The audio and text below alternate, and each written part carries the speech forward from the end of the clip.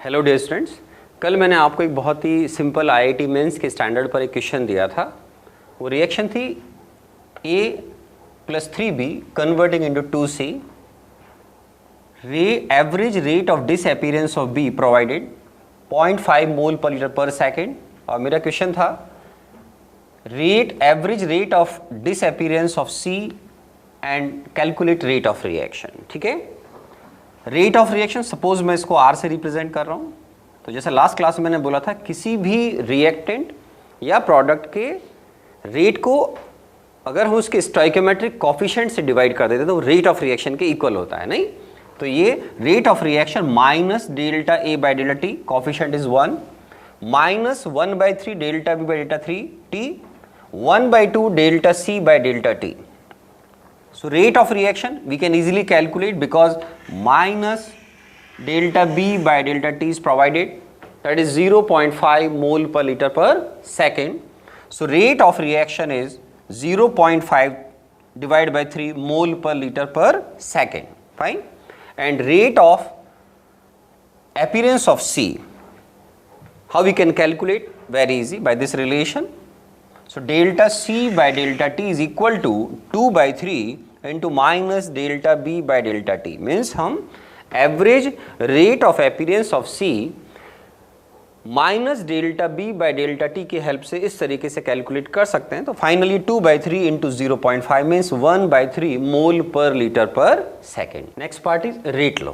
ठीक है, किसी भी केमिकल रिएक्शन में रेट ऑफ रिएक्शन रिएक्टेंट की कंसंट्रेशन पर किस तरीके से डिपेंडेंट होती है, उसको हम इस एक्सप्रेशन में कंसीडर करेंगे इसको। तो इसका नाम होगा रेट लॉ एक्सप्रेशन। ठीक है, rate law expression always determined with the help of experiments. बिना एक्सपेरिमेंट परफॉर्म किए हुए हम किसी भी रिएक्शन का रेट लॉ नहीं लिख सकते हैं। ठीक है, सपोज एक रिएक्शन कंसीडर कर रहे हैं हम,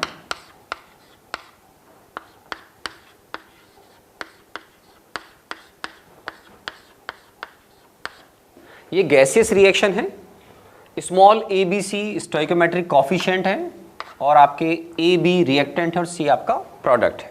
तो आप जब इसमें एक्सपेरिमेंट परफॉर्म करेंगे तो उस एक्सपेरिमेंट परफॉर्म करने के बाद आपको मालूम होगा कि रेट ऑफ रिएक्शन किस तरीके से ए और बी की कंसंट्रेशन पर डिपेंड करती है। रेट ऑफ रिएक्शन, सपोज मैं इसको आर से रिप्रेजेंट कर रहा हूं, तो आर इज इक्वल टू के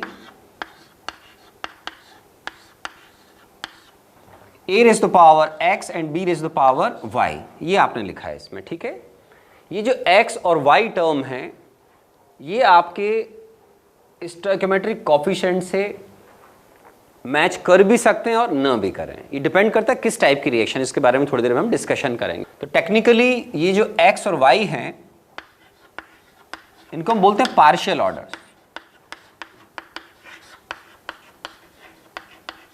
x का मतलब होता है order of reaction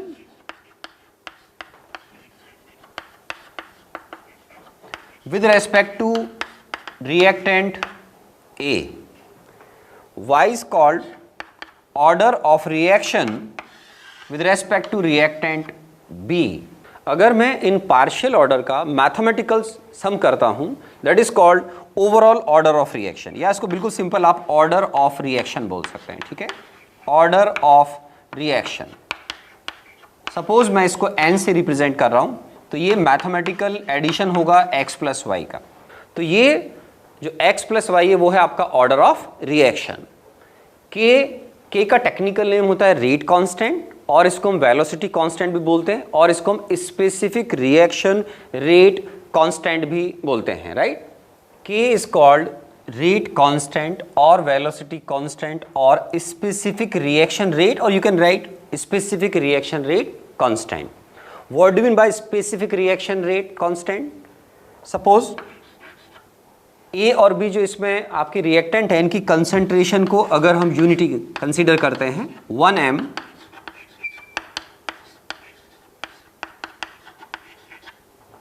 तो इस सिचुएशन में rate of reaction rate constant के इक्वल आएगा।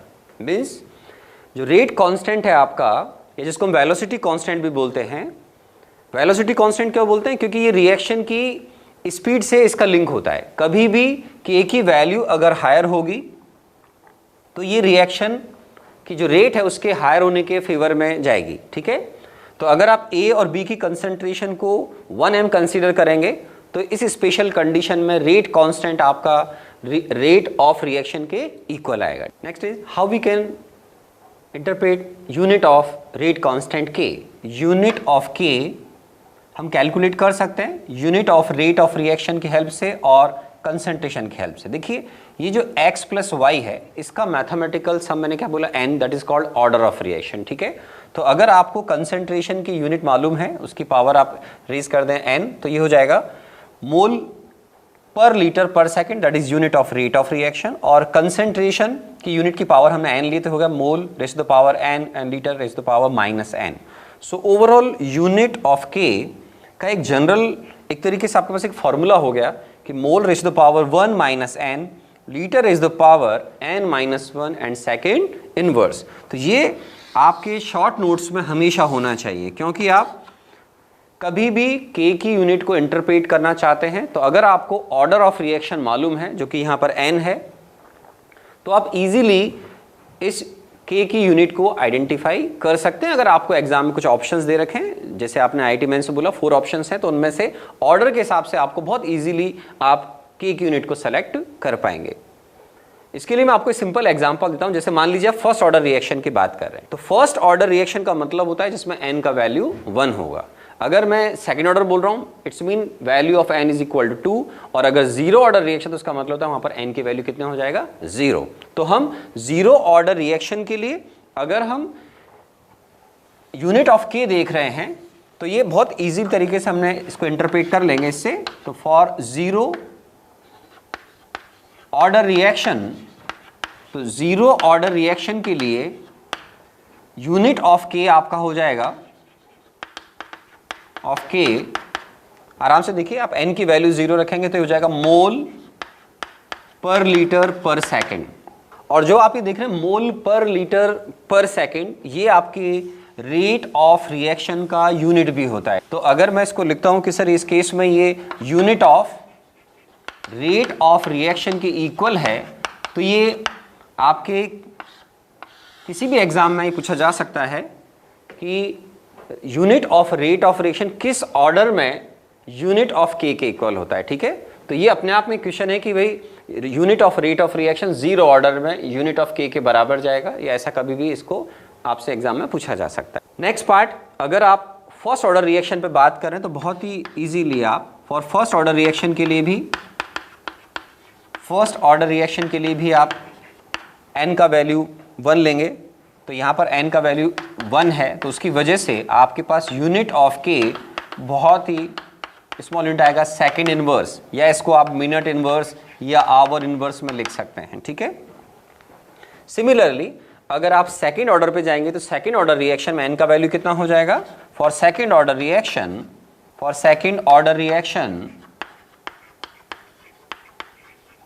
n का वैल्यू कितना है 2, तो उसकी वजह से आप आराम से यूनिट ऑफ K लिख सकते हैं।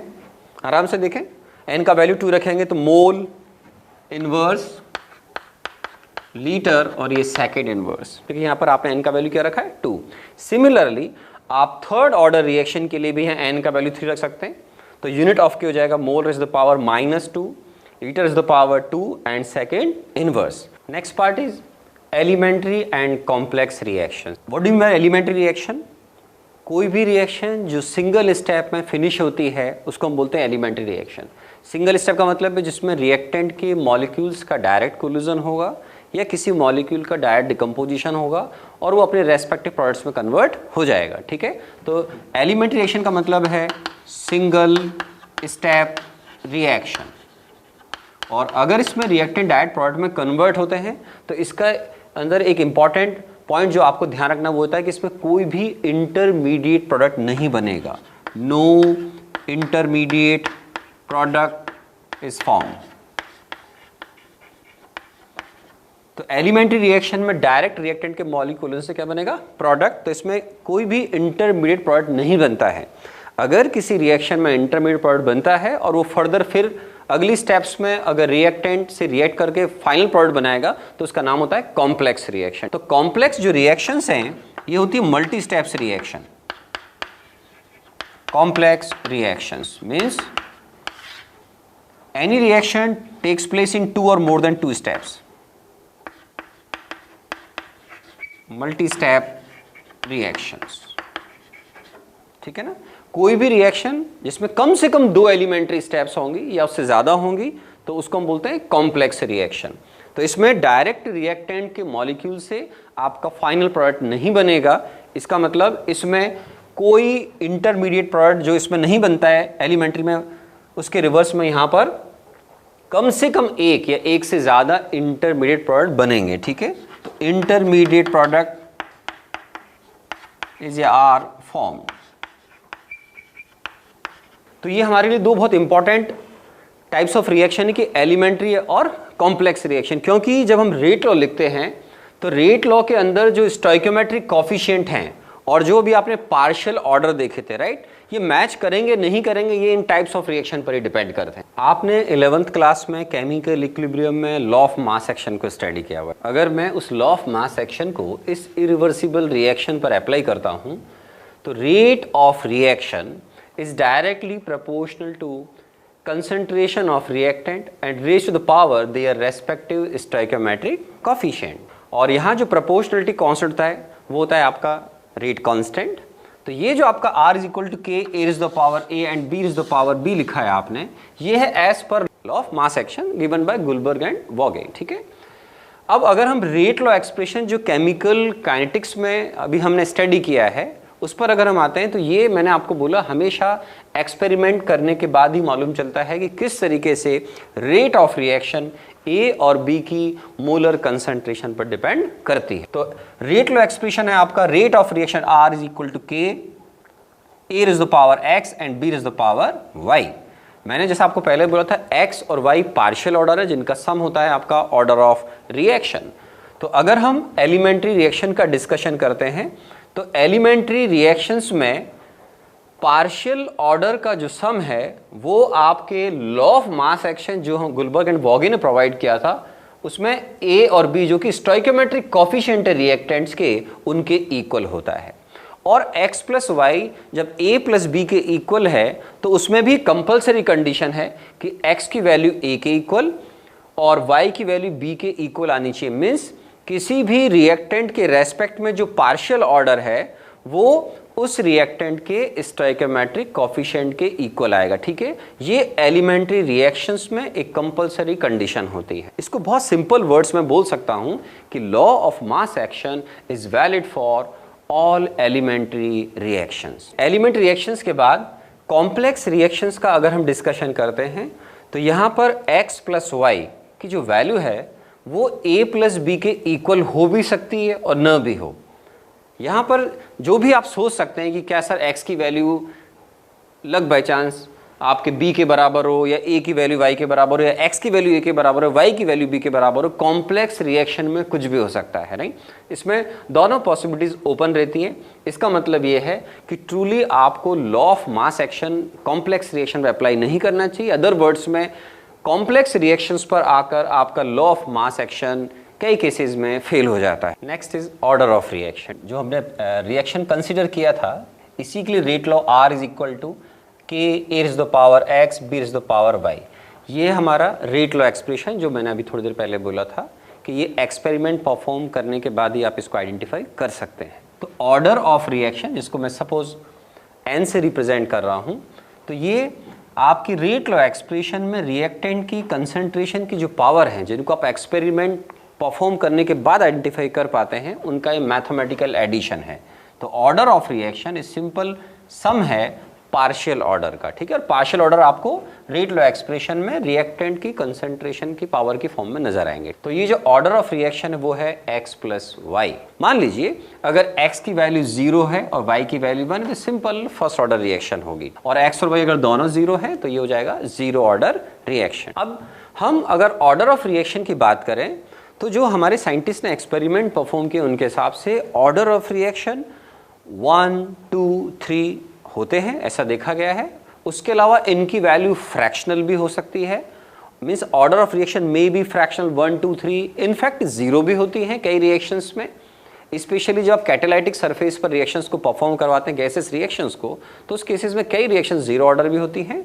और उसके अलावा ग्रेटर देन 3 ऑर्डर काफ़ी रेयर होते हैं। तो अगर आपसे कभी इन पर डिस्कशन होता है कि ऑर्डर ऑफ रिएक्शन क्या हो सकते हैं, तो order of reaction may be 0 1 2 3 और फ्रैक्शनल,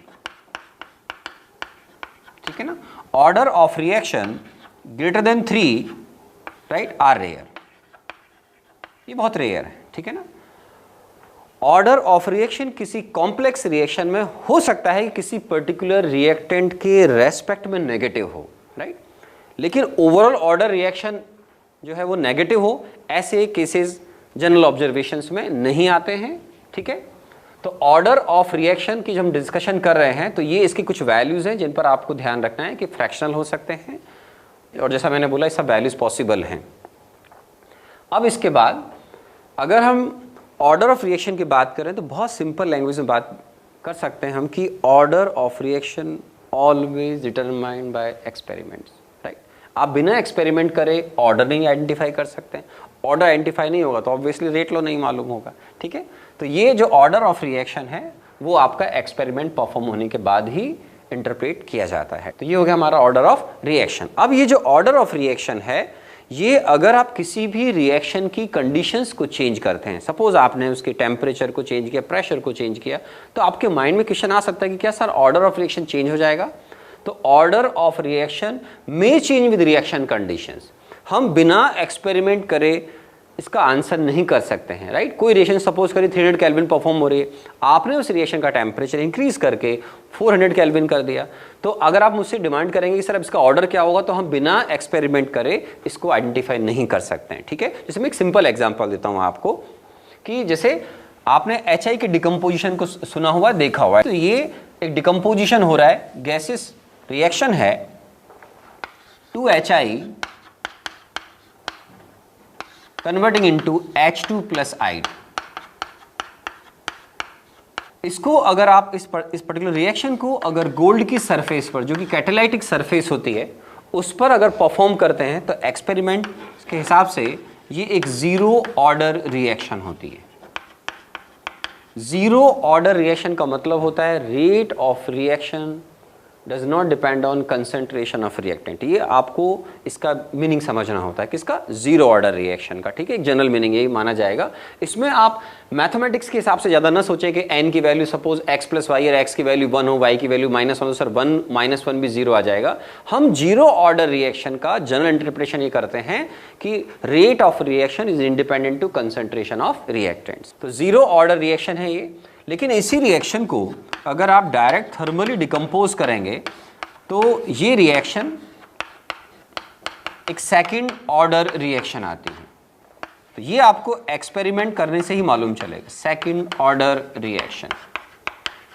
इसीलिए हम बोलते हैं कि order of reaction may change with reaction conditions. Next term is molecularity of reaction, ठीक है। ऑर्डर ऑफ रिएक्शन को आपने अभी समझा, अब है मॉलिक्यूलिटी ऑफ रिएक्शन। इसको हम कैसे डिफाइन करते हैं, नंबर ऑफ रिएक्टिंग स्पीशीज। ये species may be atoms, may be molecules, may be ions, in fact may be free radicals also, right, participate in an elementary step और रिएक्शन। इसको मैं सिंपल लैंग्वेज बोलता हूँ, अगर कोई भी एलिमेंट्री रिएक्शन है तो सिंगल स्टेप में फिनिश हो जाएगी, तो उसके जो स्टोइकोमेट्रिक कोफिशिएंट रिएक्टेंट के उनका सम रिएक्शन के ऑर्डर के बराबर होगा। लेकिन अगर कोई कॉम्प्लेक्स रिएक्शन है तो कॉम्प्लेक्स रिएक्शन के अंदर 2 या 2 से ज़्यादा एलिमेंट्री स्टेप होंगी। Complex reaction is always multi step reaction, right. तो मान लीजिए इस कॉम्प्लेक्स रिएक्शन में 3 एलिमेंट्री स्टेप्स हैं, उसको हम ये देखेंगे कि उसकी तीनों एलिमेंट्री स्टेप्स में कितने एटम्स, मॉलिक्यूल्स या फ्री रेडिकल्स या आयंस पार्टिसिपेट कर रहे हैं, ठीक है।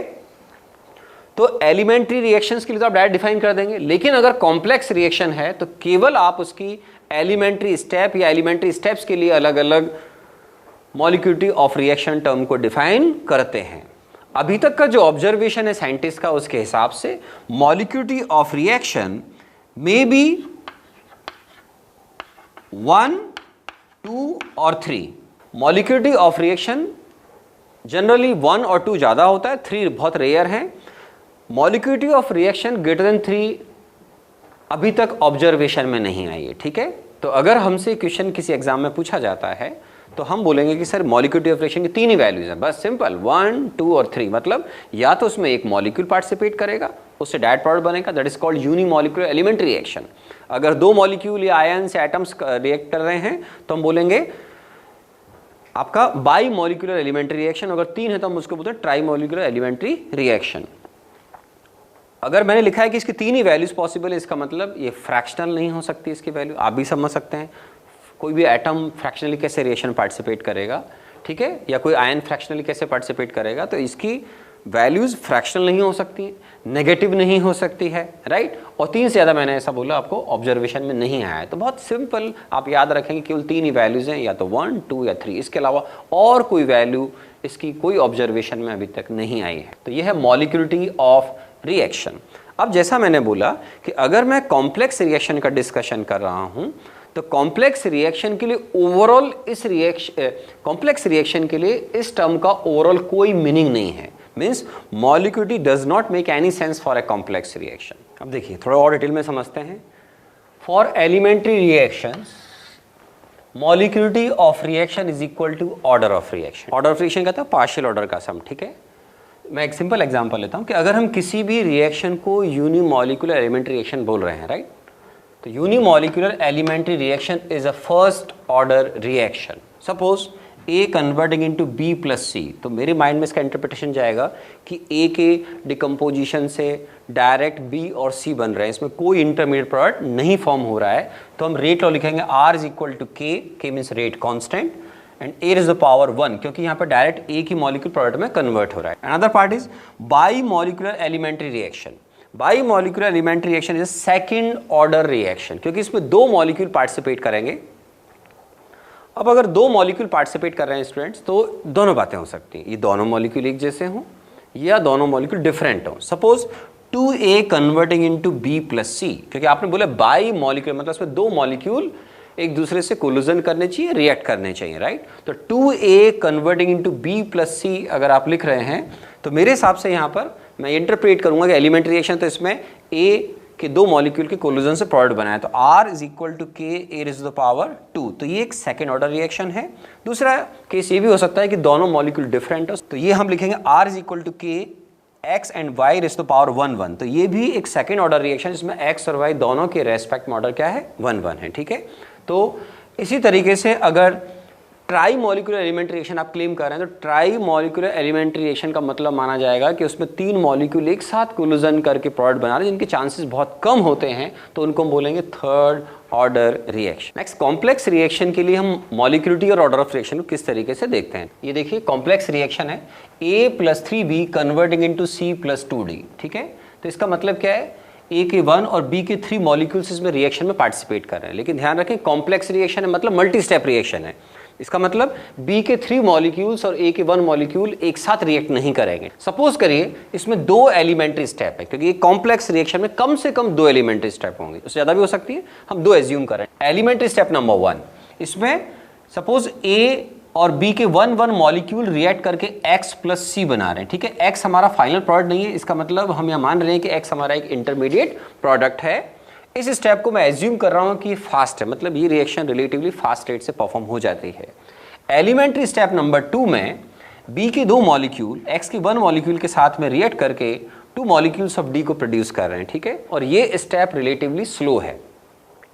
किसी भी कॉम्प्लेक्स रिएक्शन की जो स्लोएस्ट स्टेप होती है उसको हम बोलते हैं रेट डिटरमाइनिंग स्टेप, शॉर्ट में इसको बोलते हैं RDS।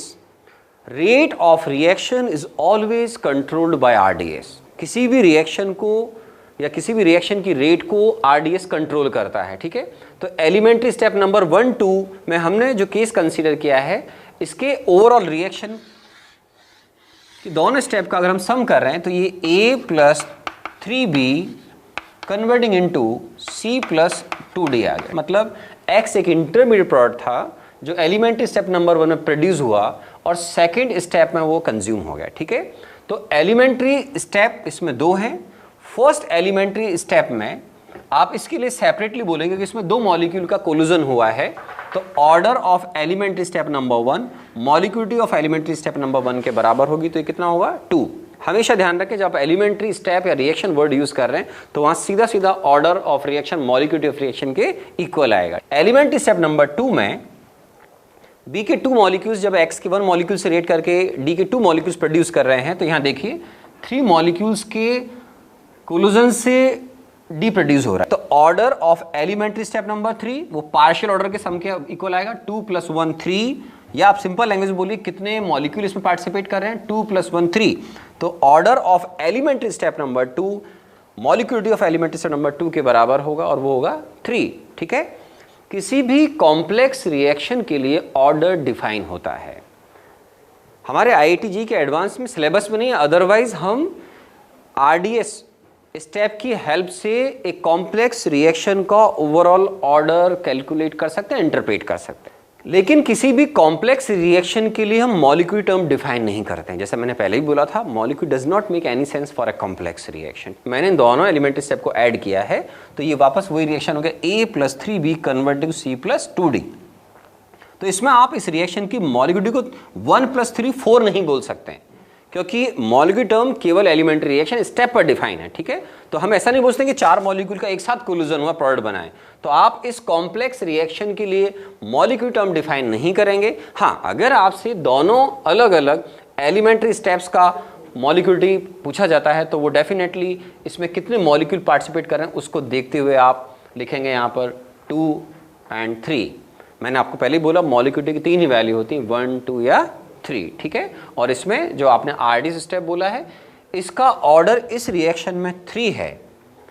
जनरली RDS का ऑर्डर रिएक्शन के ऑर्डर से मैच करता है, पर ध्यान रखें ये कोई कंपलसरी कंडीशन नहीं है कि ऑर्डर ऑफ रिएक्शन हमेशा RDS के ऑर्डर से मैच करेगा, ये डिफरेंट भी हो सकता है। अब मैं आपको एक थ्योरेटिकल क्वेश्चन प्रोवाइड कर रहा हूं जिसको आपको आराम से नोट करना है और फिर इसके आंसर प्रोवाइड करने हैं। Select correct statements. A part, molecularity of a reaction may be 0. B, a zero order reaction must be a complex reaction. C, if sum of partial orders is equal to sum of stoichiometric coefficients of reactants, then reaction may be a complex reaction. D part, if rate law of a reaction is represented by R is equal to K A⁻³ 3/2, then reaction may be an elementary reaction. आपको note करने के बाद इनको interpret करना है और इनका answer देना है। तो ए पार्ट देखिए, molecularity of a reaction may be 0। मैंने जैसा आपको क्लास में बोला था मॉलिक्यूलिटी की 3 वैल्यू हो सकती हैं, 1 2 और 3। तो इसका मतलब 0 वैल्यू नहीं हो सकती। वैसे भी आप सोचेंगे तो किसी रिएक्शन में अगर 0 मॉलिक्यूल पार्टिसिपेट करे तो रिएक्शन कैसे परफॉर्म होगी, तो इसका मतलब molecularity of reaction never be 0। तो ये स्टेटमेंट आपका गलत हो गया। B part, a 0 order reaction must be a complex reaction. Must word आ रहा है, बहुत केयरफुली देखें। तो 0 order reaction must be a complex reaction.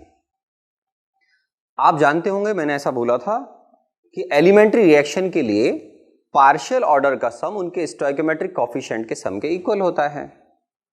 तो अगर कोई रिएक्शन 0 ऑर्डर है और हम इसको अगर नॉलेज के पॉइंट ऑफ व्यू से देखें तो 0 ऑर्डर रिएक्शन मान लीजिए अगर एलिमेंट्री होता तो उसकी मॉलिक्यूलिटी 0 होती। तो मैंने अभी क्या बोला आपको, किसी रिएक्शन की मॉलिक्यूलिटी 0 नहीं हो सकती है। तो इसका मतलब ये एलिमेंट्री रिएक्शन के लिए जब हम बात करते हैं तो उसके लिए एलिमेंट्री रिएक्शन के लिए मॉलिक्यूलिटी ऑफ रिएक्शन 0 नहीं हो सकती है। तो इसका मतलब 0 order reaction definitely complex reaction होगा, क्योंकि मैंने भी आपको बोला कि एलिमेंट्री अगर होगा तो उसका ऑर्डर और मॉलिक्यूलिटी बराबर होगा। तो 0 ऑर्डर रिएक्शन के अगर मॉलिक्यूलिटी ऑफ रिएक्शन का बराबर करेंगे 0, तो वो एलिमेंट्री रिएक्शन में 0 वैल्यू पॉसिबल न होने की वजह से ये 0 ऑर्डर रिएक्शन मस्ट बी ए कॉम्प्लेक्स रिएक्शन। ये स्टेटमेंट सही जाएगा। और इन अदर वर्ड्स हम बोल सकते हैं कि जितनी भी 0 ऑर्डर रिएक्शन है वो सब कॉम्प्लेक्स रिएक्शन होती हैं। सी पार्ट जो मैंने आपको बोला था अभी, if sum of partial orders is equal to sum of stoichiometric coefficients of reactant, then reaction may be a complex reaction. May be, must नहीं लिखा है। तो मैंने आपको जैसे सिखाया था उसके हिसाब से ऐसा एलिमेंट्री रिएक्शन में डेफिनेटली होता है और कॉम्प्लेक्स रिएक्शन में ये पॉसिबल है, दोनों ही पॉसिबिलिटी होती है। जैसा मैंने क्लास में बोला था आपको, स्टोइकियोमेट्रिक कोएफिशिएंट का सम आपके पार्शियल ऑर्डर के सम के इक्वल हो भी सकता है, न भी हो, किसमें, कॉम्प्लेक्स रिएक्शन में। तो ये स्टेटमेंट करेक्ट हो जाता है। डी ऑप्शन है, if rate law of reaction R is equal to K A raise to power 3/2, तो 3/2 मीन्स 1.5 वैल्यू हो गए। तो ये जो वैल्यू है फ्रैक्शनल वैल्यू, उसके हिसाब से यहां लिखा हुआ statement then reaction may be an elementary reaction, तो स्टेटमेंट गलत हो गया। क्यों? क्योंकि एलिमेंट्री रिएक्शन अगर होगा तो उसका ऑर्डर मॉलिक्यूलिटी के बराबर होगा। इस रिएक्शन का ऑर्डर 3/2 है, तो इसकी मॉलिक्यूलिटी 3/2, क्योंकि मैंने आपको बोला मॉलिक्यूलिटी 3/2 नहीं होती है, तो इसका मतलब ये रिएक्शन एलिमेंट्री नहीं हो सकती है।